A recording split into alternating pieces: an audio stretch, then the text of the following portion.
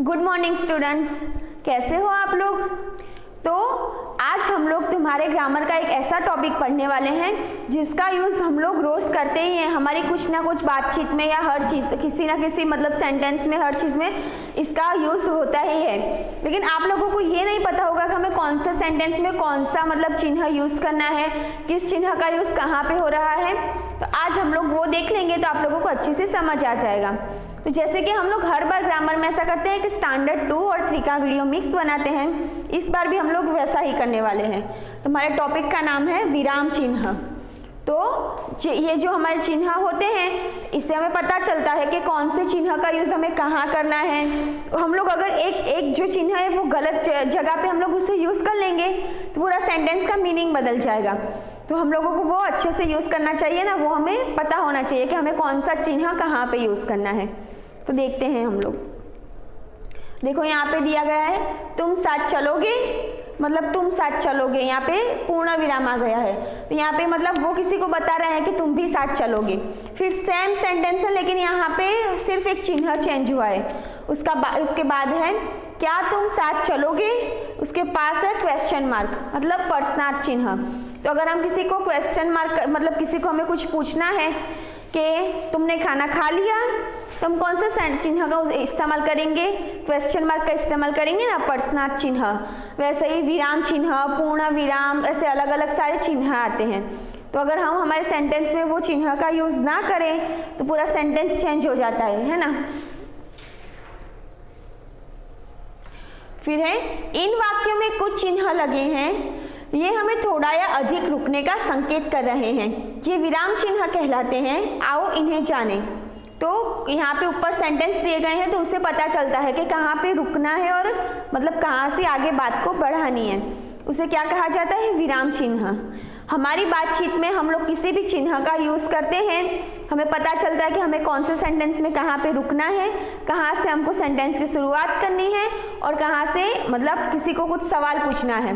तो ये सबको क्या कहा जाता है, कहाँ पे रुकना है हमें सेंटेंस में और कितना मतलब क्या बोलना है, संकेत का पता चले, उसे विराम चिन्ह कहा जाता है। अगर हम कोई भी सेंटेंस में चिन्ह का इस्तेमाल ना करें तो फिर वो पूरा सेंटेंस बदल जाता है ना, कि जैसे कि मतलब पूरी बात ऐसे सीधी सीधी हम बोल दें और आसपास हम लोग लिखने में भी कोई चिन्ह का यूज़ ना करें तो वो पूरा सेंटेंस का मीनिंग बदल जाता है। तो हमें फिर पता नहीं चलता कि ये सेंटेंस हम लोगों को मतलब ये क्या कहना चाह रहा है, ये क्वेश्चन मार्क है या विराम चिन्ह है, ये क्या है, मतलब हमें पता नहीं चलता ना। फिर जब वाक्य पूरा हो जाता है तब इसे लगाते हैं, जैसे मतलब कि कोई सेंटेंस है वो कंप्लीट हो जाता है तो हम कौन सा लगाते हैं, पूर्ण विराम, कि अब ये बात कंप्लीट हो गई है, ये सेंटेंस इतना ही है। तो हम ये इसका यूज़ करते हैं, ये चिन्ह का, इसे पूर्ण विराम कहा जाता है। जब वाक्य पूरा हो जाता है तब इसे पूर्ण विराम लगाते हैं, जैसे बच्चे खेल रहे हैं, ये कंफर्म है बच्चे खेल रहे हैं तो यहाँ पे कौन सा लगेगा, पूर्ण विराम। सेंटेंस कंप्लीट किया और बाद में पूर्ण विराम लगा दिया, ज़रूरी है ना, ये हिंदी में तो बहुत ही ज़रूरी है ये। फिर बारिश हो रही है तो ये सेंटेंस कंप्लीट किया, उसके बाद ये पूर्ण विराम लगा दिया। फिर दूसरा है क्वेश्चन मार्क। जब हम किसी को सवाल पूछते हैं तो हम यूज़ करते हैं ना क्वेश्चन मार्क का, उसे क्या कहा जाता है, प्रश्नार्थ। तो अगर हमें किसी को कुछ भी पूछना है तो हम प्रश्नार्थ वाक्य का उपयोग करेंगे। जब प्रश्न पूछा जाता है तब वाक्य के अंत में इसे लगाते हैं, जैसे वह कौन खेल रहा है, क्या बारिश हो रही है, मतलब हमें किसी को कुछ पूछना है तो हम प्रश्नार्थ का उपयोग करेंगे, ये पता ही होगा आपको शायद। फिर है इसे अल्प विराम कहा जाता है, ये जो चिन्ह है उसे, अगर हमें कोई भी बात कहनी है तो वो हमें बीच में रुक कर बतानी है या एक से ज़्यादा पर्सन का नाम लेकर बोलनी है तो उसे क्या कहा जाता है, अल्प विराम, मतलब थोड़ा सा आराम करके बोला जाए। जैसे देखो नामों, वस्तुओं, जगहों को अलग अलग करने के लिए इसे लगाते हैं। तो हमें किसी का नाम बोलना, बहुत सारे लोगों का नाम बोलना है या बहुत सारी कोई प्लेस का नाम बोलना है या कोई एक नाम का और प्लेस का दोनों का नाम मतलब साथ में लेना है तो हम अल्प विराम का उपयोग करते हैं, जिससे पता चले कि ये मतलब किस चीज़ के बारे में कहा जा रहा है। तो है सुमन, रेखा, दीपिका और रीनू खेल रहे हैं, तो देखो यहाँ पे यूज़ किया है ये और ये, तो ये दोनों नामों के बीच में डिफरेंस होना चाहिए ना, हमें पता चलना चाहिए कि यहाँ पर दो नाम हैं, इसलिए यहाँ पे अल्प विराम का उपयोग किया है। अगर हमें किसी को बात करनी है या बीच में रुकना है या किसी 2-3 व्यक्तियों के बारे में हमें बताना है तो उसे अल्प विराम का हम लोग उपयोग करते हैं। हम जान गए वाक्यों में लगे चिन्ह बताते हैं कि पढ़ते या बोलते समय कहाँ अधिक रुकना है और कहाँ कम रुकना है ना। तो ये वाक्य से हम बोलते हैं तो वाक्य में हम चिन्ह का यूज करेंगे तो उससे हमें पता चलेगा कि हमें कौन सा चिन्ह कहाँ लगाना है और बात को कैसे आगे बढ़ानी है। अब है स्टैंडर्ड 3 का। देखो यहाँ पे 2 सेंटेंस दिए गए हैं। मयंक बोल रहा है ठहरो मत जाओ, तो देखो यहाँ पे, और ये दूसरा सेंटेंस है उसमें दोनों में डिस्टेंस देखना। सिमरन बोलती है ठहरो मत जाओ, यहाँ पे सिर्फ चिन्ह अलग अलग जगह पे लगाया है, उसमें पूरे सेंटेंस में कितना डिफरेंस हो गया। यहाँ पे ठहरो के बाद क्या लगाया है, देखो यहाँ पे मैं जैसे आपको आगे बताया अल्प विराम लगाया है यहाँ पे ठहरो के बाद, तो ठहरो मत जाओ, तो उसका मतलब क्या होगा, रुको जाओ मत, यहाँ पे ही रहो। और फिर जो सिमरन वाला सेंटेंस है उसमें ठहरो मत के बाद लगाया है अल्प विराम, तो वो पूरा सेंटेंस का मीनिंग ही चेंज हो गया ना। क्या मतलब होगा, ठहरो मत तुम जाओ। इस तरह से हम लोग किसी अलग जगह पे या मतलब किसी गलत उसमें ये चिन्ह के यूज करते हैं तो उसका पूरा सेंटेंस बदल जाता है। फिर है यहाँ पहले वाक्य में कहा गया है कि ठहरो जाओ और जाना मत, दूसरे वाक्य में कहा गया है कि ठहरो नहीं जाओ। दोनों वाक्यों के अर्थ बहुत ही अंतर है। तो जो दोनों सेंटेंस है तो उसमें सिर्फ एक अल्प विराम अलग अलग जगह पे लगाया गया है तो पूरे सेंटेंस का मतलब ही चेंज हो गया है। तो ये हमें अच्छे से ध्यान रखना है कि कौन सी जगह पे हम कौन सा चिन्ह यूज कर रहे हैं, वरना पूरा सेंटेंस चेंज हो सकता है। क्या आप समझे यह अंतर क्यों है? इन वाक्यों को बोलते समय अलग अलग जगह रुकने से अर्थ में अंतर आ गया। मतलब अलग अलग जगह पे सिर्फ विराम चिन्ह का यूज किया तो पूरे सेंटेंस में डिफरेंस आ गया, पूरा सेंटेंस ही चेंज हो गया। तो ये हमें ध्यान रखना है कि हमें कौन सा अल्प विराम, कौन सा क्वेश्चन मार्क, कहाँ पे फुल स्टॉप रखना है, ये सब हमें पता होना चाहिए।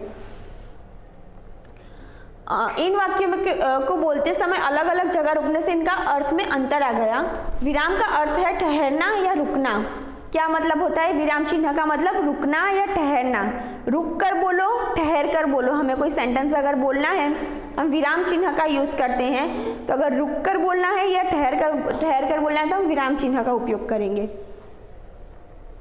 विराम चिन्ह वाक्य के अर्थ को समझने में हमारी मदद करते हैं। बोलते पढ़ते, देखो यहाँ पे भी विराम चिन्ह का मतलब उपयोग हुआ है। यहाँ पे देखो, यहाँ पे बोलते पढ़ते या लिखते समय विचारों को स्पष्ट करने के लिए हम बीच बीच में रुकते हैं। इन्हें लिखते हुए किसी विशेष चिन्ह के द्वारा लिखाया जाता है। इस प्रकार यहाँ पे देखो अल्प विराम का यहाँ पे यूज किया गया है, तो हम वो सेंटेंस रुक कर बोले ना थोड़े, और हमको पता चलता है कि कौन सा सेंटेंस कहाँ पे है और किस तरह से उसका यूज करना है, इसलिए हम लोग चिन्ह का उपयोग करते हैं। अर्थ को स्पष्ट करने के लिए वाक्य के बीच में या आखिर में रुकने का संकेत देने वाले चिन्ह विराम चिन्ह कहलाते हैं। ये डेफिनेशन है, ये अच्छे से आपको याद करनी है। कुछ प्रमुख विराम चिन्ह इस प्रकार हैं। पूर्ण विराम, तो ये पूर्ण विराम का चिन्ह ऐसा होता है, देख लो यहाँ पे वाक्य समाप्त करने पर लगाया जाता है, जैसे लड़के खेल रहे हैं। पूर्ण विराम कहाँ लगाया जाता है? अगर सेंटेंस कंप्लीट हो जाए उसके बाद फुल स्टॉप, उसे वाक्य को पूरा करने के लिए पूर्ण विराम लगाया जाता है। अल्प विराम बहुत कम समय के लिए रुकने पर लगाते हैं, जैसे प्रिया, रुचि और मीनू बैठी है। अल्प विराम अगर बीच में हमें एक थोड़ा आराम लेकर बाद में सेंटेंस को आगे बढ़ाना है और हमें समझना है कि एक से ज़्यादा लोगों के बारे में बात की जा रही है, तो वहाँ पे हम अल्प विराम लगाएंगे। देखो यहाँ पे प्रिया के बाद यहाँ पे अल्प विराम लगाया गया है और बाकी की बात बाद में की गई है, और फिर यहाँ पे फुल स्टॉप आया क्योंकि सेंटेंस कंप्लीट हो गया है।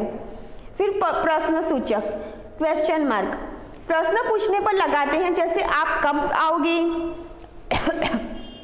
अगर हमें किसी को प्रश्न पूछना है तो हमें क्या यूज करेंगे? प्रश्न सूचक। फिर है विस्मयादि बोधक, अगर हमें किसी को मतलब कुछ बताना है, शॉकिंग न्यूज़ है या कोई मतलब अच्छी एकदम एक्साइटेड करने वाली हमें न्यूज़ मिल रही है, ऐसा कुछ भी है तो हम ये चिन्ह का यूज करेंगे। खुशी, दुख, आश्चर्य आदि भावों को प्रकट करने के लिए लगाते हैं, है ना। जैसे बहुत खुशी की बात है या कोई बहुत दुख की बात है, कोई एक्साइटमेंट वाली बात है, तो उसे प्रकट करने के लिए ये चिन्ह लगेगा। जैसे वाह कितना सुंदर फूल है ना, वाह के बाद लगाया गया क्योंकि वो उसकी शोभा बढ़ा रहा है कि वाह कितना सुंदर फूल है। इस तरह से आपको ये सम चैप्टर विराम चिन्ह अच्छे से देखना है, और अगर आपको कुछ समझना है तो आप मुझे पूछ सकते हैं। Thank you.